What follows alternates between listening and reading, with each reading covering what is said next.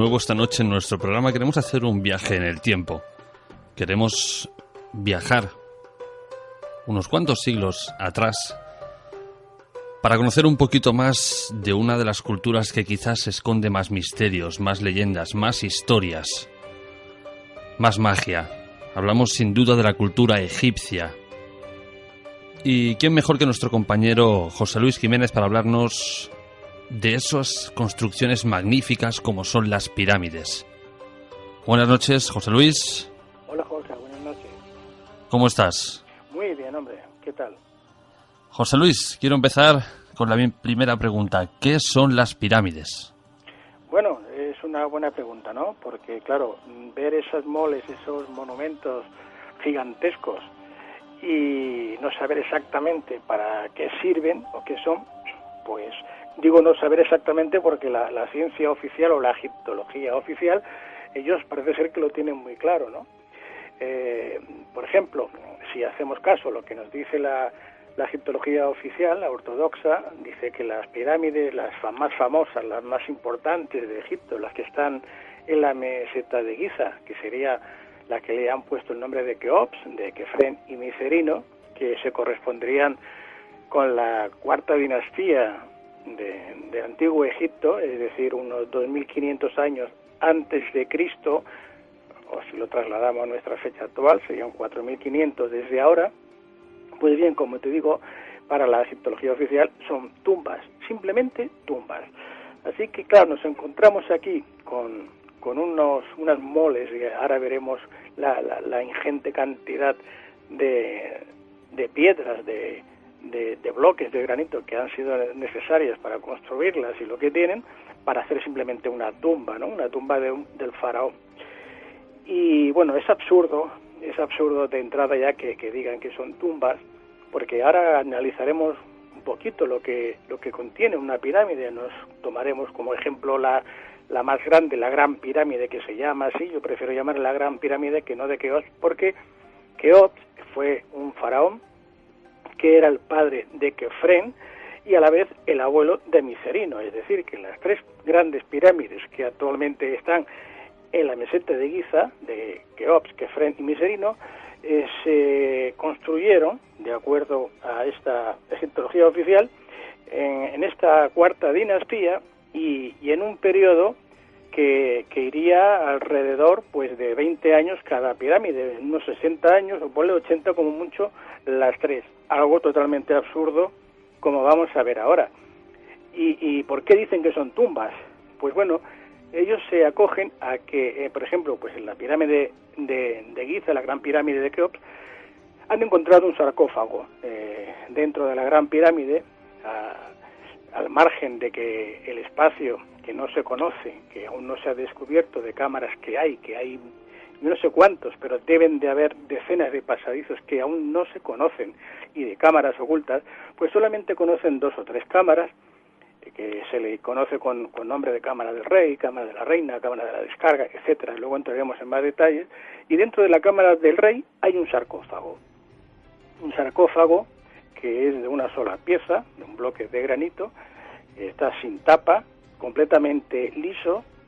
Luego entraremos en más detalles, pero bueno, te avanzo con que decirte que este sarcófago, por ejemplo, las caras interiores parecen espejos, están realizados de tal manera que si lo quisiéramos hacer hoy día con este tipo de granito, que es un granito rojo fuerte, necesitaríamos pues diríamos un rayo láser, porque la dureza de este, tal como está realizado, pasaría pues como al número 11 de la escala de Mohs, y nosotros lo máximo que conocemos y que utilizamos es el diamante, que llegaría al número 6, quiero recordar, ¿no? Entonces ya nos encontramos con la primera incongruencia inconveniente. Pero bueno, ellos se acogen a que como hay un sarcófago, y digo sarcófago porque como tiene unas dimensiones rectangulares o cuadradas, que ahora te las daré, pues claro, tiene que haber sido para guardar el cuerpo de un faraón. Pero bien, vamos a coger de entrada los datos que conocemos, que cualquiera puede comprobar, que digamos que son pruebas empíricas de que eso se ha hecho así, y es cómo está construida la pirámide. Pues la Gran Pirámide de Giza, por ejemplo, actualmente tiene unos 136,86 metros de altura, pero inicialmente cuando se construyó tenía 148 metros, 208. Esa era la altura original.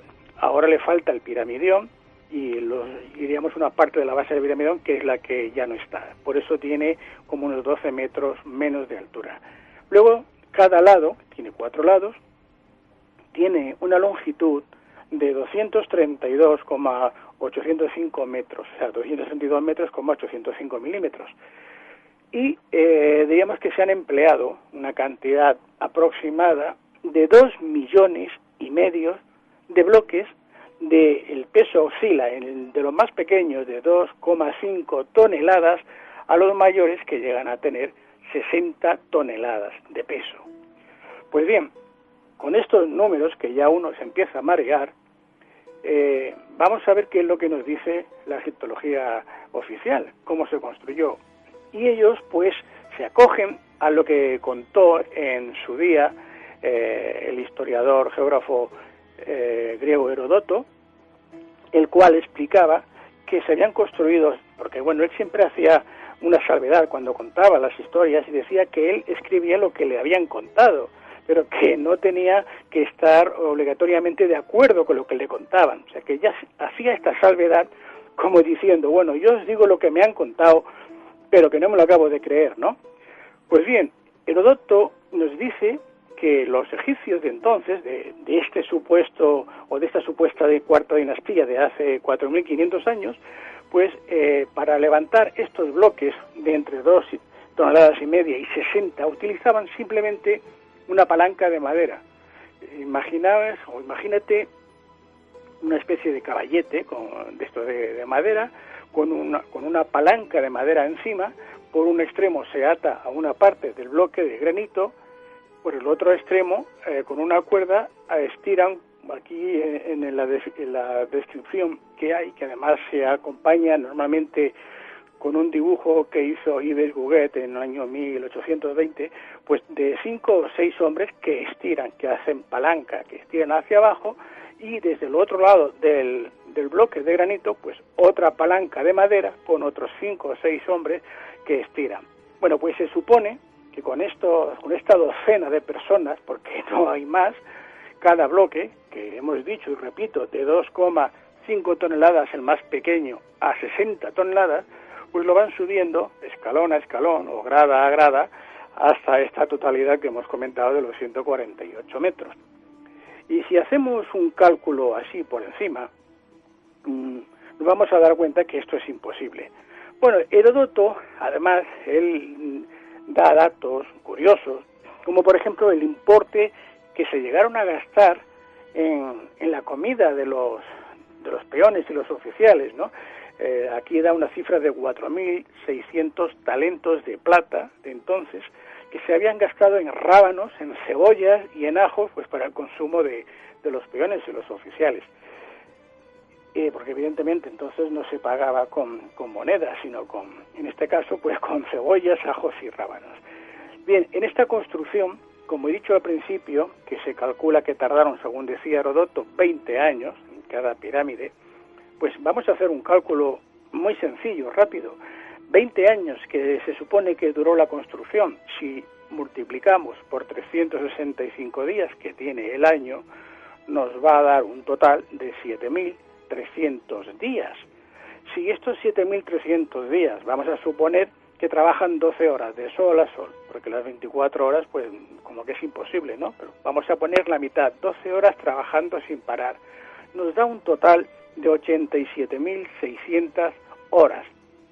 Pues bien, si ahora estos 2,5 millones de bloques de granito los dividimos por las 87.600 horas en total que habría durado esta construcción, nos sale 28,53 bloques por hora. Es decir, que cada hora habrían colocado 28,53 bloques. Si lo reducimos a minutos, como tiene 60 minutos la hora, pues nos va a salir un bloque aproximadamente cada 2 minutos.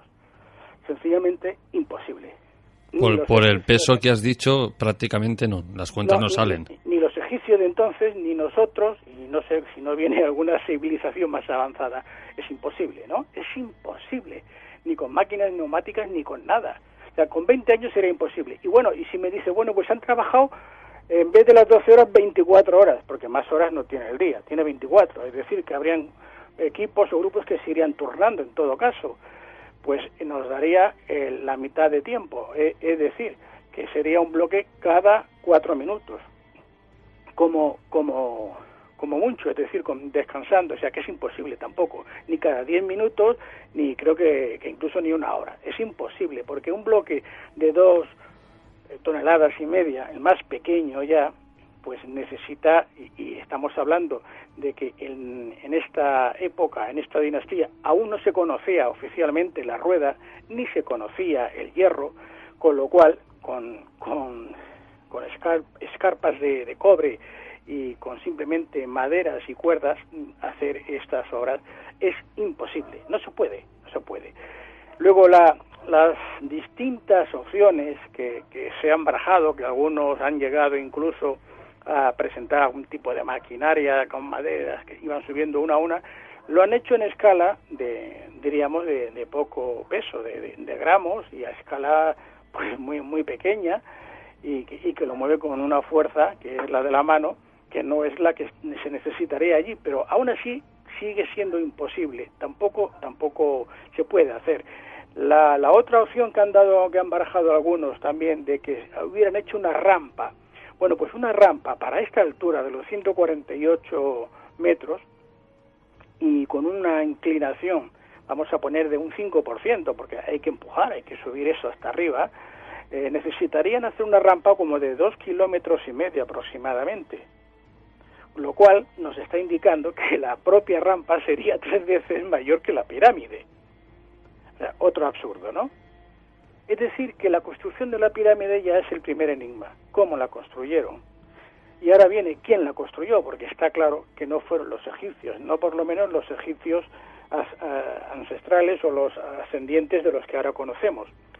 ¿Por qué digo esto? Pues porque en aquella época, vamos a decir, los habitantes de Egipto no eran los árabes que ahora conocemos. Pero antes de entrar a este detalle, quiero dar otros datos que vamos a encontrar en las pirámides, sobre todo la Gran Pirámide, que eso sí que los ha obtenido la ciencia actual, y los ha obtenido mediante una serie de mediciones y de comprobaciones científicas, todas ellas. Por ejemplo, aquí vamos a encontrar la definición de medidas absolutas y valores relativos, como por ejemplo es el metro absoluto, la densidad y la masa de la Tierra, la masa del Sol y de la Luna, y también el valor relativo al radio del polo terráqueo. Encontraremos la definición del valor correspondiente al codo sagrado o piramidal, que es el que se utiliza en la construcción precisamente de la pirámide y que se correspondería a la 10.000.000ª parte del radio polar, y cuyo valor equivaldría aproximadamente a 0,635660 metros. Esta es la utilización constante que se indica en este codo piramidal. O también se utiliza el valor que se conoce como pulgadas piramidales, y esto es un valor ya mucho más reducido, es de 5,4264 milímetros.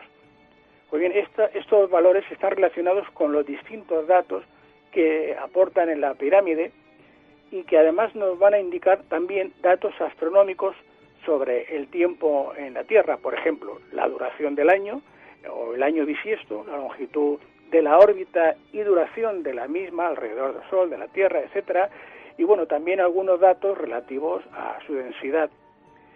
En la pirámide, la Gran Pirámide, vamos a encontrar valor de la fuerza de aceleración gravitatoria en los polos y el ecuador. Es decir, estos valores serían correspondientes a la fecha de construcción de la Gran Pirámide, que si los comparamos con los valores actuales, nos estaría indicando el tiempo transcurrido desde su construcción hasta la época actual. También vamos a encontrar en estos datos de la Gran Pirámide la localización geográfica de los puntos cardinales. Sabemos que está orientada perfectamente al norte, hay pocos grados, porque ha ido cambiando el el polo norte, no la pirámide. O sea, que la pirámide en su momento, cuando se construyó, estaba marcando perfectamente el polo norte. Aquí tengo yo una pregunta, José Luis, aunque parezca un poquito absurda. Si la pirámide, digamos, por todos los lados es igual, ¿cómo sabemos hacia dónde está orientada? Bueno, vamos a ver. El lado, la pregunta está muy bien realizada, claro. Tú tienes vamos a decir, un cuadrado, que no es un cuadrado perfecto. De hecho, son 8 lados lo que tiene la pirámide. Es decir, en el centro diríamos, la bisectriz de la base con la altura, ahí, en ese centro, hay como una hendidura. Es casi inapreciable, pero en los equinoccios, por ejemplo, de primavera, se observa como el sol se refleja y se ve diríamos, como que está hendida por la mitad. Por lo tanto, sería una pirámide de 8 lados, no de 4. Pero bueno, esto se descubrió hace poco tiempo y no se le da mayor importancia a los efectos que estamos hablando ahora. Para saber, tú dices, cuál es el polo norte. Bueno, pues diríamos que la parte de la pirámide, nosotros ahora estamos utilizando una brújula, y cuando ponemos la brújula hacia el norte vemos que ese lado de la pirámide está perfectamente orientado a ese norte. Curioso, porque a simple vista... Luego claro, tenemos otro dato, que dirás, ¿cómo lo sabían? Bueno, pues la esfinge, la esfinge que se conoce como del faraón Kefren, que no es cierto, no es que sea la imagen que represente al faraón, seguramente tenía una cabeza de león y luego se esculpió y se le puso esa cabeza que querría imitar o al faraón Kefren o a otro faraón, no sabemos exactamente quién fue. Pues está orientada precisamente hacia el este, y estaba orientada hacia el este, pero no el este de ahora, sino al este de la era zodiacal de Leo, de hace pues 12.500 años atrás. Porque aquí en esta meseta de Giza, no solamente las pirámides, sino que también la esfinge, por ejemplo, nos está facilitando una serie de información tremenda sobre el pasado de la humanidad, sobre quién hizo aquello, cómo lo construyó.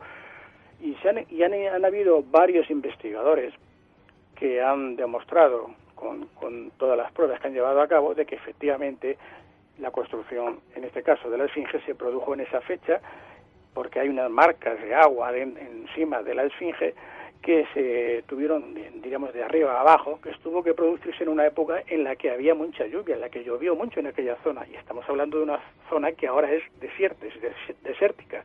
¿Cuándo habían lluvias constantes, torrenciales, para producir esas estrellas? Pues hace 10.500 años antes de Cristo, hace 12.500 años.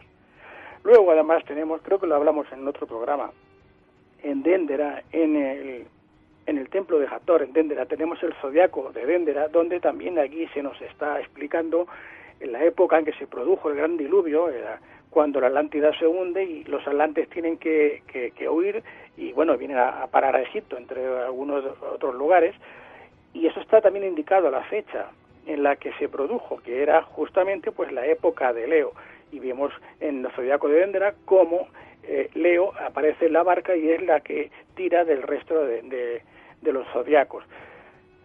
Hay varios datos, hay ya, como te he dicho antes, tenemos varias evidencias, no una ni dos, varias evidencias que nos están mostrando y demostrando continuamente la fecha en que se produjo la construcción de las pirámides, la construcción de la esfinge y el zodiaco de Déndera. Claro, pero esto la historia oficial, o en este caso la egiptología oficial, no lo quiere admitir por varias razones. La primera de ellas, que lo comentamos en el otro programa, es porque la Iglesia de entonces, y bueno, hoy día tampoco es que se da mucho, pues no admitía que se datase nada con una fecha anterior a 6.000 años antes de ahora, es decir, a 4.000 años antes de Cristo. ¿Por qué? Pues porque según la Biblia, Dios creó el mundo 4.000 años antes de Cristo. Y claro, antes o después de 5.000 años de ahora o 4.000 años antes de Cristo, tampoco podía haber ningún hombre, porque según la Biblia, Dios creó a Adán pues 4.000 años antes de Cristo. Es decir, que cuando un científico, como ocurrió en París en el año 1822, que hubieron 3 grupos y ya los comentamos, expusieron este descubrimiento de Egipto, del zodiaco de Dendera, de las fechas, de la datación real en la que estaban diciendo aquellos constructores que se había producido el gran diluvio, la hecatombe, el hundimiento de la Atlántida y que huyeron hasta Egipto y todo lo demás, como eran 10.000 años, 10.500 años antes de Cristo, no se podía aceptar. Y bueno, y en este caso fue el obispo de París, Monsieur Affray creo que era, el que los amenazó con la excomunión y bueno, con una serie de prejuicios que al final el propio Champollion tuvo que dedicarse a retirar el libro personalmente de varias librerías y pedir perdón a los católicos por haber dicho en su libro que aquello tenía más de 10.000 años de antigüedad. Curioso. Claro, esto es lo que hasta ahora porque ya tenemos información a través de Internet, a través de que, sobre todo a partir de la imprenta y de que la comunicación es más fluida, pues es más difícil mantener a la gente en la ignorancia, manipularles y engañarles. Ahora es más difícil, pero aún así cuesta. Tú dices todo esto que estamos comentando de esta antigüedad, que las pirámides y la esfinge, pues que tiene como mínimo 12.500 años de antigüedad, digo como mínimo, pues seguramente es mucho más, pero y te miran raro y les dices, y bueno, te dicen que es que aquello se construyó para que sea una tumba de un faraón. Y estamos viendo cómo construir, ya solamente construir ese monumento, esa mole, que no serían los 20 años que nos dice Heródoto, con esa técnica ni 100 años, es imposible, ¿no? Pero además también, fíjate, los datos que antes estaba hablando y cuando me has preguntado me he cortado. No sé si quieres preguntarme algo más, si no sigo, porque así voy a pasar a otro tema, por acabar de facilitar los datos científicos y matemáticos que está aportando por ejemplo, la Gran Pirámide, ¿no? Te decía que lo más importante, quizás, de estos datos es la definición que se obtiene en la Gran Pirámide del número pi, es decir, de 3,1416. Y esto está expresado por la altura de la pirámide y el perímetro de su base. Y bueno, se obtiene el valor pi de la pirámide con una fórmula muy fácil que te la explico. Sería la siguiente: pi es igual al perímetro de la base partido por la altura multiplicado por 2, o lo que es lo mismo, el perímetro de la base dividido por la altura por 2. Aquí el lado de la base, hemos dicho antes que eran 232 metros, 805 milímetros, ¿de acuerdo? La altura, hemos dicho que inicialmente eran de 148,208 milímetros. Pues bien, aplicando la fórmula que acabo de decir, pi sería igual a 232,805 por 4 partido por 148,208 por 2, lo que nos daría un parcial de 931,220 partido por 296,416. Y el resultado es 3,14159. Exactamente el número pi, porque hemos dicho 3,1416, pero es 3,14159, etcétera, etcétera. Así que vemos que los que construyeron la Gran Pirámide, no solamente sabían construir, tenían muchos conocimientos científicos y matemáticos, así como geométricos, ¿no? Y también podríamos poner muchas más referencias o explicarte muchas más características, pero bueno, con esto yo creo que por lo menos nuestros amigos oyentes van a tener una idea de lo que realmente son las pirámides, que no son tumbas. Pero vamos a dar más datos, si te parece, para demostrar por lo menos por qué no son tumbas. Verás, los faraones, el 90 y tantos por ciento, por no decirte todos, pero el 90 y tantos por ciento de los faraones, todos se han hecho enterrar en un lugar que se conoce como el Valle de los Reyes. Está en Luxor, la población más cercana es Luxor, está prácticamente es un valle casi desértico, ¿no? Es desértico total. Pues en este valle, que se han encontrado la mayoría de las tumbas, no todas, pero el 90% de todas las que se tiene constancia están aquí, y los faraones se hacían enterrar en unas tumbas subterráneas, es decir, se excavaba en este valle cientos de metros por debajo de la tierra, y estas tumbas todas ellas, que no les entraba la luz, por supuesto, puesto que eran subterráneas, están perfectamente decoradas con pinturas de los colores más vivos que te puedas imaginar. Colores que tú los ves y piensas que eso se pintó hace 2 días, y están pintados hace miles de años, ¿no? Y otra cosa más curiosa, que veremos la explicación de dónde viene, porque es que no solamente son las paredes las que están pintadas con estos colores vivos, es que el techo también. Y claro, si resulta que estamos hablando de hace 5.000 años atrás, que no se conocía aún la luz eléctrica ni ningún otro tipo de luz artificial que no fuese pues una lámpara de aceite o una antorcha, pues si tú en una cueva de estas, en un túnel, te pones con una antorcha, con alguna vela, con algo que la luz que se conocería entonces sería de este tipo, según la cientología oficial o ortodoxa, pues tendríamos las paredes o como mínimo el techo manchado de hollín, de humo, ¿correcto? Correcto. Sino que alguien haga la prueba en su casa, que quite todas las luces eléctricas, que cierre todas las puertas, las ventanas y con una vela intente pintar en el techo y verá lo que le va a pasar. Uh-huh. No va a poder pintar nada porque se le va a manchar todo de hollín, de humo. Y están inmaculadas. Lástima que estamos en la radio y no se pueden mostrar las imágenes, pero bueno, poniendo en el Google mismo tumba de cualquier faraón, les va a aparecer, hay cientos de ellas y verán lo que estoy explicando, de los colores tan vivos que hay. Pues bien, esto es lo que vamos a encontrar en cualquier tumba del Valle de los Reyes, y bueno, ya no hablemos pues de la famosa tumba de Tutankamón. Tutankamón, aunque es muy famoso, no era uno de los faraones más importantes ni más relevantes del Antiguo Egipto. De hecho, fue de los que duró menos tiempo o que reinó menos tiempo. Creo que murió con 18, 19 años, muy jovencito. Pero en cambio, la tumba de este faraón, en la que descubrió Howard Carter, estaba intacta, no había sido profanada, como la mayoría de tumbas, por lo que se encontró todo su ajuar, se encontró el sarcófago donde estaba introducido con los 3 sarcófagos, que no era solo uno, eran 3, era el primero que era de oro macizo, el segundo de madera y el tercero en el que estaban estos 2, que sería el sarcófago ya de granito.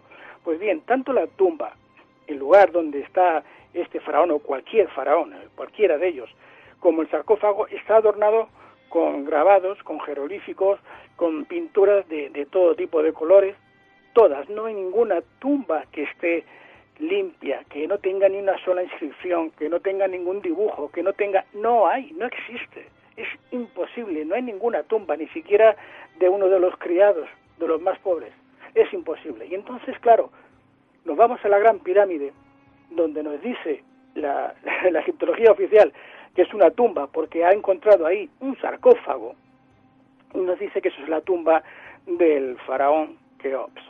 Bueno, pues vamos a ver.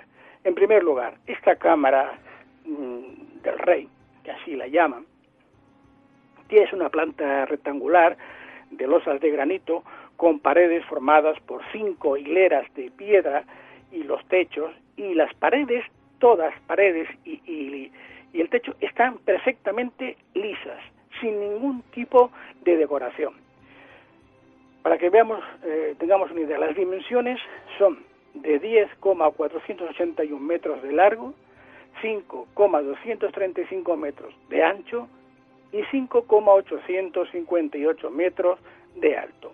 Contiene un sarcófago, el que hablamos, de granito rojo vacío, no tiene ningún tipo de inscripción en absoluto, ni pintura, y bueno, este techo, que hemos dicho antes, está formado, y esto es muy importante, que recuerden los oyentes, está formado por 9 enormes bloques de granito que pesan aproximadamente 400 toneladas y dicen que están aligerados por 5 compartimentos de apoyo coronados por un techo en punta.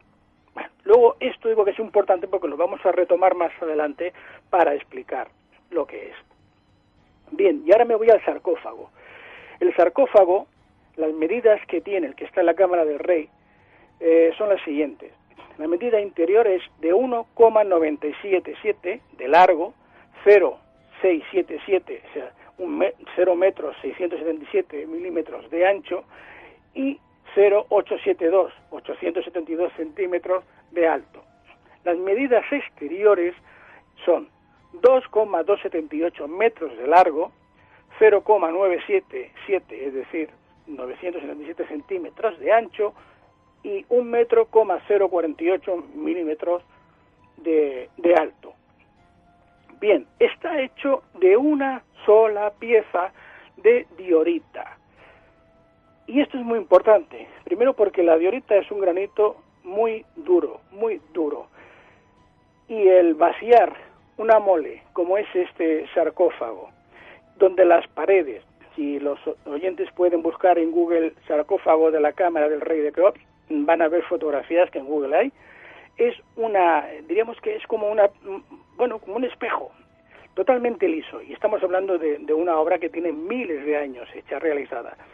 Para realizar una obra así, hoy día, aparte de que los ángulos son perfectamente rectos, no hay ni milímetros de diferencia, pues necesitaríamos, como te he dicho antes, una máquina con láser, un rayo láser. No tenemos otra forma, ni con el diamante se podría hacer lo que han hecho aquí. Es imposible, no se puede hacer.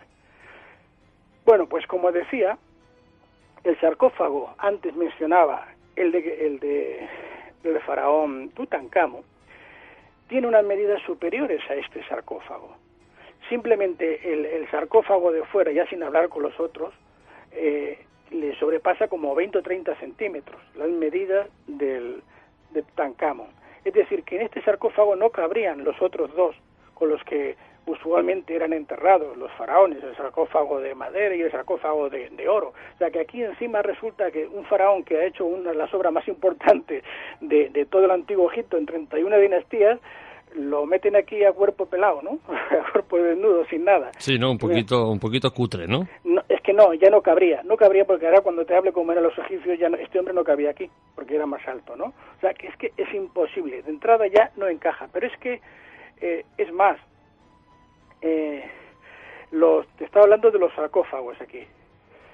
En este sarcófago que ahora te estoy comentando de la cámara del rey, aparte de que no cabe en este caso no cabría ningún ataúd más del faraón, tiene otra particularidad. También, vamos a ver si aquí encuentro, perdona que quiero buscar, pero bueno, vamos a ver si te lo digo de memoria. Bueno, este sarcófago, aparte de las medidas que tiene, estaba preparado para encajar algo en su interior, que no era precisamente el cuerpo ni la momia de ningún faraón, sino que era otro objeto. Y aquí es donde ahora vamos a ver qué objeto puede ser, porque aquí tendríamos la clave de lo que era esta cámara, para qué servía este sarcófago y en consecuencia pues nos va a explicar qué es la pirámide y para qué servía la pirámide, ¿no? Pues como te decía, este sarcófago, si no contenía ningún cuerpo de ningún faraón, ¿qué es lo que podía contener? Pues ahora aquí te voy a decir algo. ¿Tú te acuerdas de que en la Biblia nos hablan de Moisés?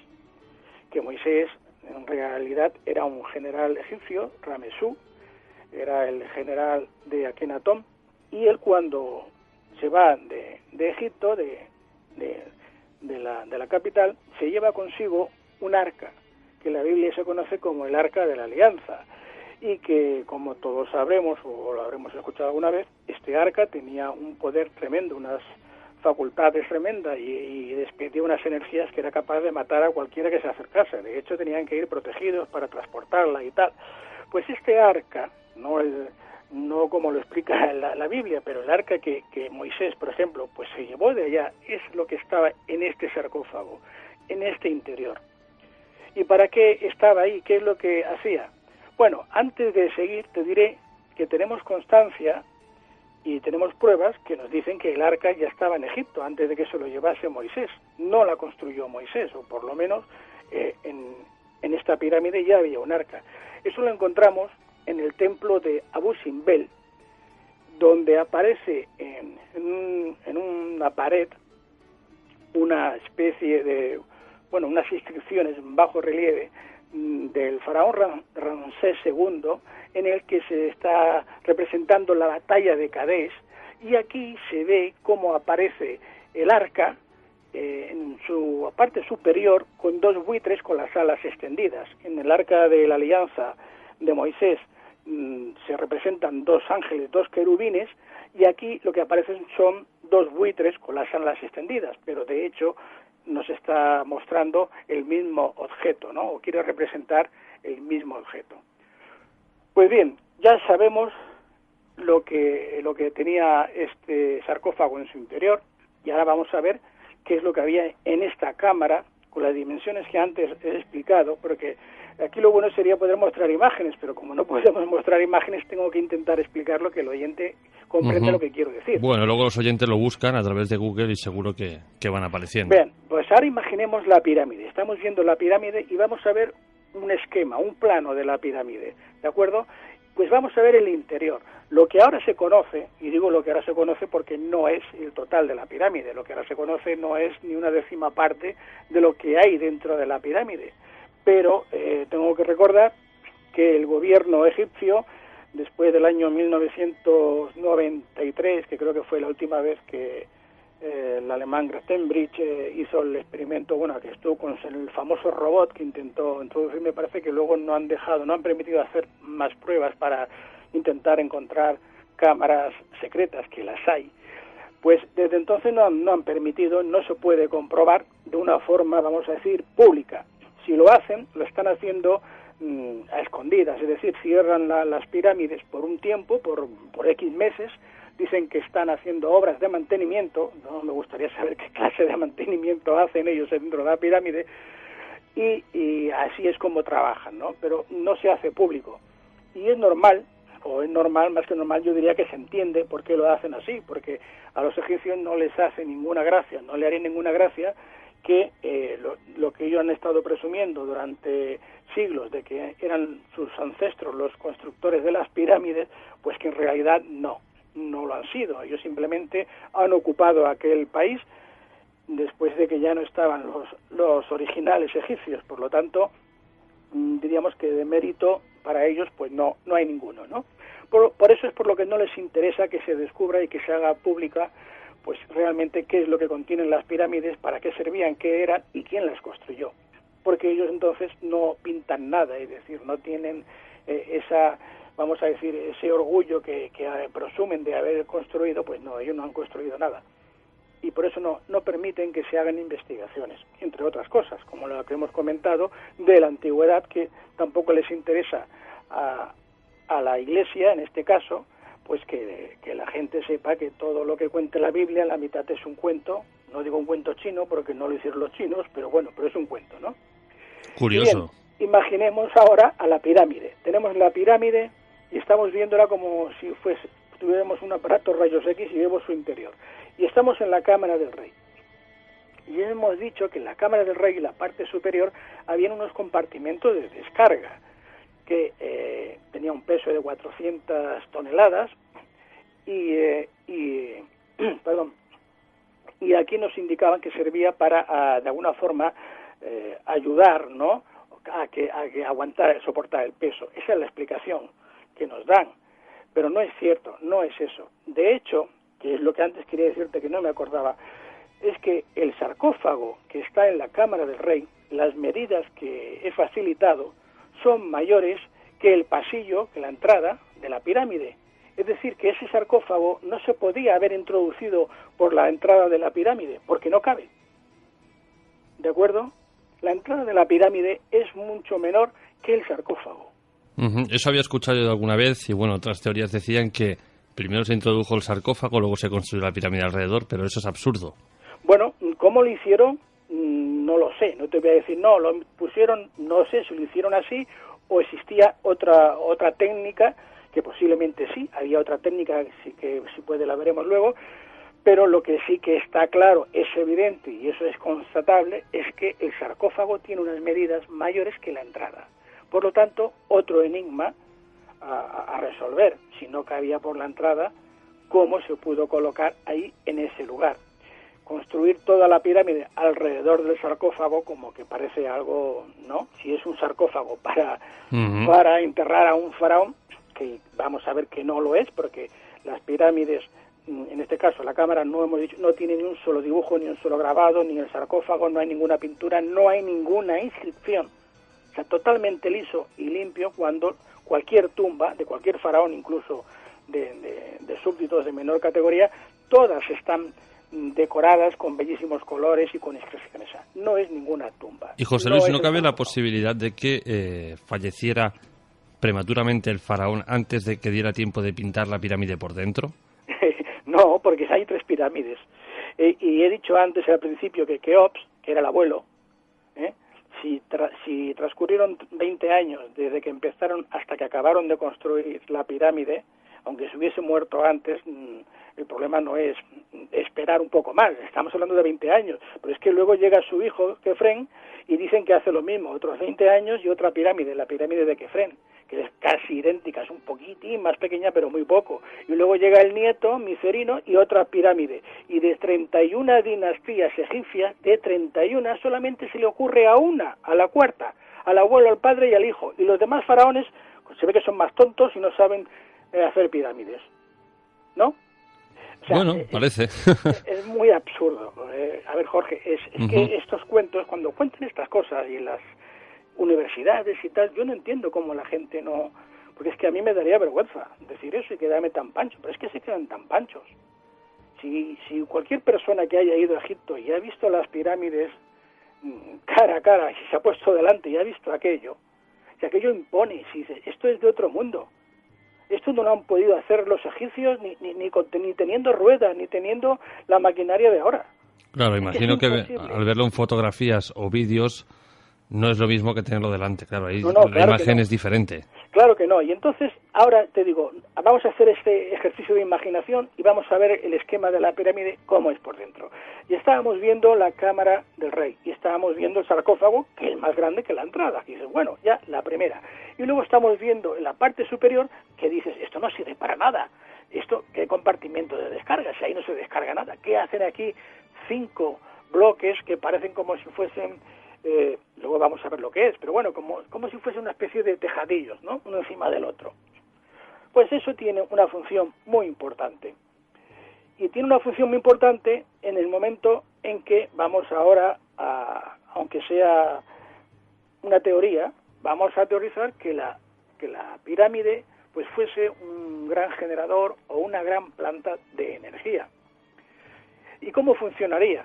Pues bien, hemos dicho que el sarcófago tendría este arca que nosotros conocemos como de la Alianza, este arca a través de estos compartimentos de descarga, que en sí lo que están representando, y aquí ya tomo la teoría de un investigador y arqueólogo italiano llamado Mario Pincherle. Este hombre nació en 1919 y falleció hace 5 años, en el 2012. Este hombre, de acuerdo a esta estructura que estamos comentando, él decía que la Gran Pirámide mostraba en la parte superior lo que es en la cámara del rey, la recámara de descarga. Esto estaba representando lo que se conoce como el pilar de Deyet Ozet. Pilar de Deyet es, no sé si los oyentes conocen un poco, y si no yo les explico, que pueden poner en Google también, es D de Dinamarca, Y, E de España y D de dedo, o también lo encontrarán por el nombre de Z, E de España y D de dedo, se puede encontrar por los dos nombres.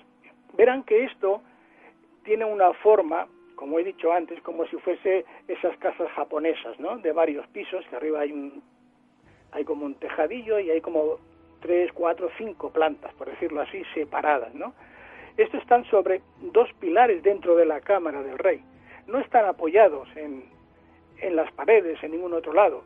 Y si buscamos esta imagen que en Egipto se conoce como Deyet Ozet, veremos que tiene una forma como si fuese un cilindro, parecido casi a un tornillo, y como si recordamos es la ficha de ajedrez, la reina, que tiene como esos gorros, esos sombreros, pues veríamos que tiene como 4 aros alrededor. Esta sería la forma que tiene este pilar de Deyet Ozet.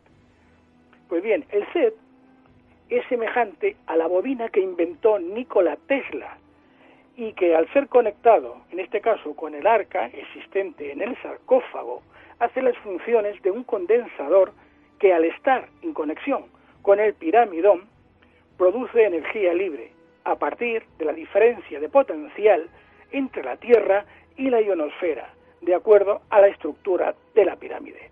Bueno, el piramidón, que lo he mencionado ahora y antes no he hablado, he dicho que faltaba el piramidón, era la parte más, la punta, por decirlo así, de la pirámide, que estaba realizado de un material que hablamos en otro programa que se llamaba oricalco. El oricalco, que como recordarás, hasta el 2004, que se encontró un pecio hundido en una isla cercana a Sicilia, pues decían también que no existía, que era una alegoría de Platón cuando hablaba de la Atlántida. Bueno, ahora encontramos este pecio con 39 lingotes de oricalco y se tuvieron que comer las palabras.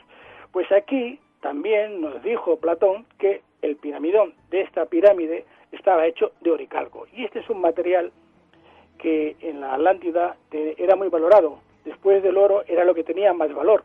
Y tiene unas propiedades también conductoras, eléctricas y tal. Pues tal como explicaba en este caso este arqueólogo italiano Mario Pincherle, y según su teoría, que me parece muy plausible, lo que estaba produciendo esta pirámide era un tipo de energía, de frecuencias, parecido a lo que inventó Nikola Tesla, que se llamó la torre Van der Klief, que supongo que también los oyentes habrán oído alguna vez hablar de él. Incluso la forma es muy parecida a este FED.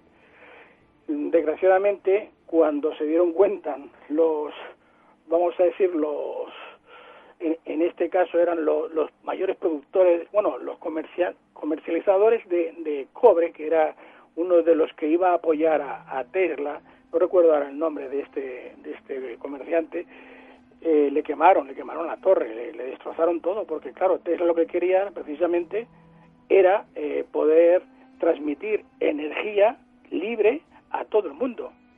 O sea, que no nos costaría nada. Ahora estaríamos utilizando la electricidad, la luz, la calefacción, la refrigeración, todo sin tener que gastar ni un céntimo, porque tendríamos la energía libre mediante este tipo de distribución, como sería la torre Van der Klief.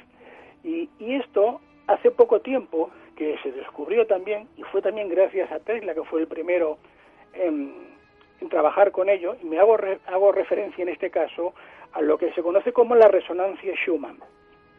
La resonancia Schumann se descubre en el año 1952, hace muy poco, y la descubrió precisamente el físico alemán Winfried Schumann. Y esta, vamos a decir que esta resonancia es un conjunto de picos en la banda que se llama LF, que sería frecuencia, digamos, extremadamente baja del espectro electromagnético de la Tierra.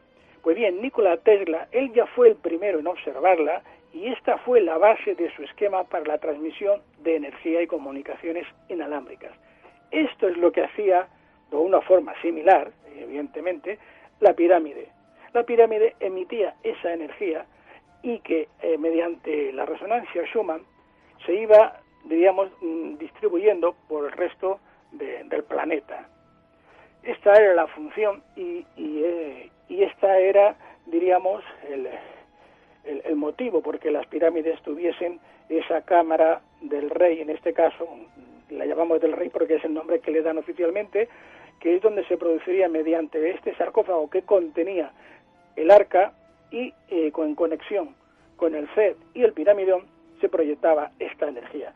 Esta es una teoría, evidentemente, es una hipótesis, pero es la más científica que, por lo menos que yo conozco, la que me parece más plausible y que explica muchas cosas. Esto explicaría por qué, por ejemplo, cuando antes estábamos hablando de las tumbas que hay pues en el Valle de los Reyes o en otros templos donde no llegaba la luz, pues vemos esos dibujos maravillosos con todos esos colores en el techo y en las paredes, que están a cientos de metros de la superficie, pues inmaculados, sin una sola mancha, claro, porque es que ellos utilizaban la electricidad. Y claro, ¿y dónde tenemos ahora pruebas de la electricidad? Pues nos vamos otra vez a Dendera.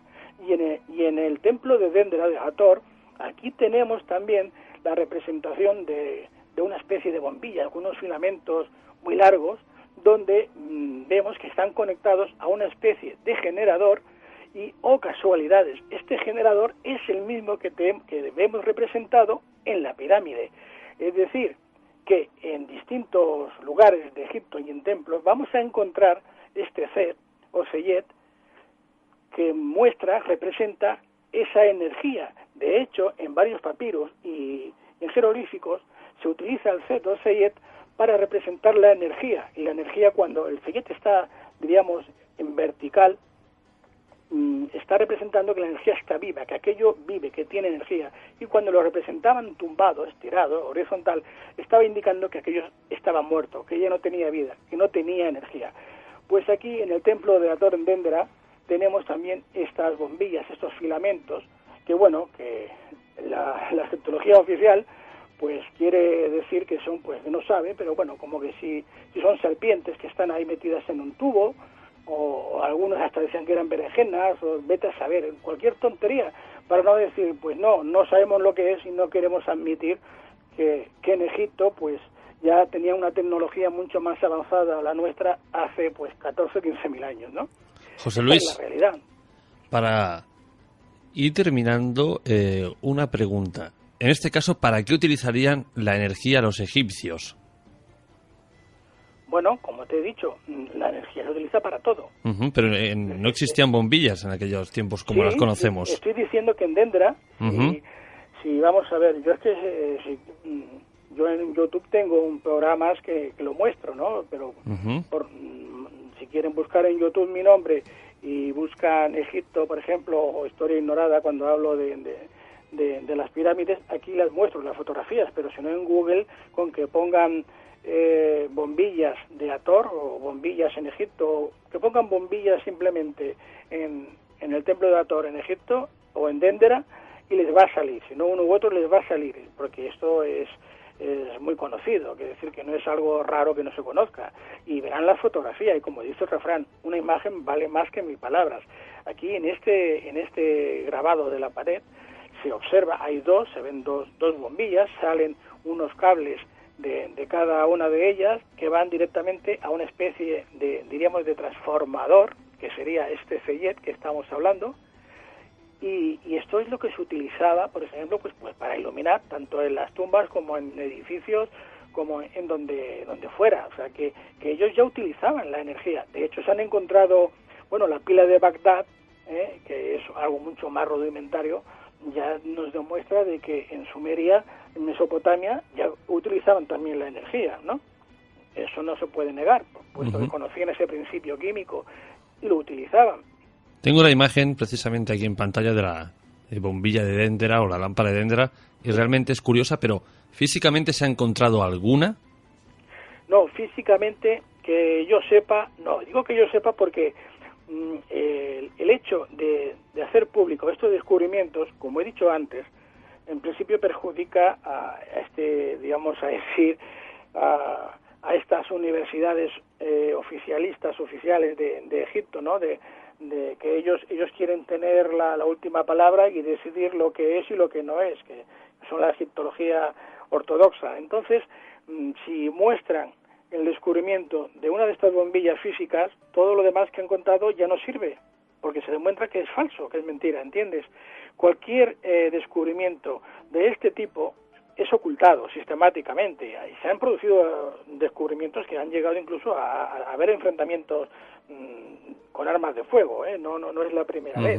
Bueno, y si ahora nos vamos a la guerra que se está produciendo en Siria, en Irak, tenemos como aquí los yihadistas y lo que no son los yihadistas están destruyendo toda la antigua civilización de la humanidad, están destruyendo todos los dioses, la representación en las simbologías sumerias, que es lo más antiguo que tenemos. ¿Por qué? Pues porque no interesan que conozcamos el resto de la población, que la gente sepa la verdad, la historia real de la humanidad, no quieren que se sepa, porque entonces se les va al traste toda la manipulación y el control que tienen de la población con las distintas religiones, por ejemplo, ya sea la cristiana, la musulmana o la que sea, porque fanáticos los hay en todas, ¿no? Entonces se lo están cargando. Tú te vas ahora y da pena verlo cómo están destruyendo todas las pruebas que hay. en el Museo de la Civilización de cierto. Mosul, en cualquier otro sitio. Lo están haciendo hoy día, ¿eh? Y ya yéndome atrás, te estaba comentando lo que pasó en París con el obispo Afré, ¿no? Que los amenazó y tuvieron que callarse e incluso ir a retirar sus libros, como hizo Champollion, porque no podían decir que estas construcciones de Egipto y el Zodiaco de Dendera, que tenían 12.500 años de antigüedad. No se podía decir, porque Dios, según la Biblia, había creado el mundo hacía solo 6.000 años. Esto puede parecer que es una broma para reír, pero no es para reírse, porque podemos hablar de, también recientemente, no es tan lejos, pues en la época de Galileo Galilei o de Giordano Bruno, que lo quemaron vivo en la plaza de Roma con sus libros, por decir que habían más planetas como la Tierra con animales y seres inteligentes, y que el Sol era una estrella. Ahí lo tuvieron 8 años encerrado, y cuando ya se le ocurrió decir que Jesucristo no era Dios, lo quemaron vivo allá. Entonces, eso es lo que ha ocurrido hasta ahora, y el que se piense que porque ahora no nos quemen en la hoguera a muchos ya no hay Inquisición, se equivocan. La siguen empleando y practicando de otra manera, pero muy eficiente también. Hay mucha restricción, pero bueno, se supone, o así nos hacen creer, ¿no?, que con los tiempos que vivimos, pues la libertad de expresión es precisamente eso, libre, y que podríamos contar todo este tipo de cosas, pero bueno, al parecer que no. Depende de lo que tú puedes contar muchas cosas. Por ejemplo, mira, yo tengo comprobado y hablo por mí, ya no hablo por otros, hablo por mí. Yo puedo escribir un libro diciendo que hay curas pederastas, que hay obispos y cardenales que tienen un lobby gay en el Vaticano, que tal, que hay otros en el Vaticano que se dedican como lo del Banco Ambrosiano, tal, y no pasa nada. Todo eso se acepta y se admite. Pero tú presentas un libro demostrando que Jesús era un hombre que se casó con María Magdalena, que tuvieron descendencia, y bueno, si pueden te queman, pero como no te pueden quemar así a las buenas, te fastidian todo lo que pueden y más, porque eso es tabú. Tú verás muchos programas en televisión de todo esto, lo que tú quieras, pero tú no verás que allí permitan que vaya una persona, porque me ha pasado a mí, con fotografías y documentos a demostrar lo que acabo de decir, dicen, no, eso no se puede tocar. Y me lo han dicho personas muy famosas que si me están escuchando, que saben que digo la verdad, que me han llamado y me han dicho, yo no puedo ir a ese programa porque me cierran el periódico, la revista o tal, José Luis, y me mandan a mí. Y cuando llegan, no, tú no, porque, hostia, es que, claro, lo tuyo son pruebas, que lo de Dan Brown era una novela, pero lo tuyo no es una novela. Digo, claro, yo estoy demostrando lo que digo. Pues eso no se puede. Hay tabús hoy día que no se pueden tocar. Y este es uno. Hay otros más. Pero este es uno, porque tú dices, es absurdo, pero si eso no afecta a la fe de las personas, una persona puede tener fe en tal, y al contrario, ¿no? Porque yo digo, bueno, si Jesús resulta que era un hombre que llegó a hacer todo lo que hizo, pues a mí eso me estimula más, porque yo quiero imitar en hacer lo que hizo, no, al revés, no decir, hombre, ¿yo cómo voy a hacer lo que hizo un Dios? Yo no soy Dios, yo no puedo hacer lo que hizo un Dios, pero si lo hizo un hombre ya la cosa cambia, ¿no? Pues claro, en vez de verlo así, pues no, quieren seguir con la manipulación, con la mentira, porque bueno, les ha ido muy bien durante 2000 años. José Luis, para terminar ya, ¿realmente crees que algún día se sabrá la verdad del todo? Bueno, si no la verdad del todo, por lo menos gran parte de la verdad sí, porque en eso estamos algunos, no muchos, pero algunos estamos en busca de la verdad y creemos que lo que es más importante, por lo menos en la vida para mí, es vivir con la verdad y no vivir en la mentira. Puedes vivir muy cómodamente, pero rodeado de mentiras y en la mentira, y yo creo que vivir la vida así, pues no tiene mucho sentido, ¿no? Así que tengo confianza que si no la verdad al 100%, por lo menos gran parte de la verdad, pues se pueda llegar a conocer. Bueno, y mientras sigan habiendo personas como tú que se empeñen en mostrarla y abrirle un poquito más a los ojos a la gente, pues la gente tampoco es tonta y va cogiendo de aquí y de allí y poco a poco se va dando cuenta de lo que hay realmente. Sí, esperemos que por lo menos esa es la confianza, ¿no?, que tenemos los que nos dedicamos a esto con ganas de eso, de revelar la verdad, de que poco a poco pues la gente vaya tomando conciencia de todo, ¿no?, de lo que realmente es importante, de lo que realmente es verdad y de lo que no vale la pena perder el tiempo. Exactamente. José Luis, ha sido un placer que hayas pasado esta noche por nuestro programa para hablarnos de las pirámides y todo lo que se esconde detrás de ellas. Pues el placer ha sido mío, Jorge, y bueno, como siempre, a tu disposición y a la de nuestros oyentes. Pues un abrazo, amigo. Buenas noches. Un abrazo.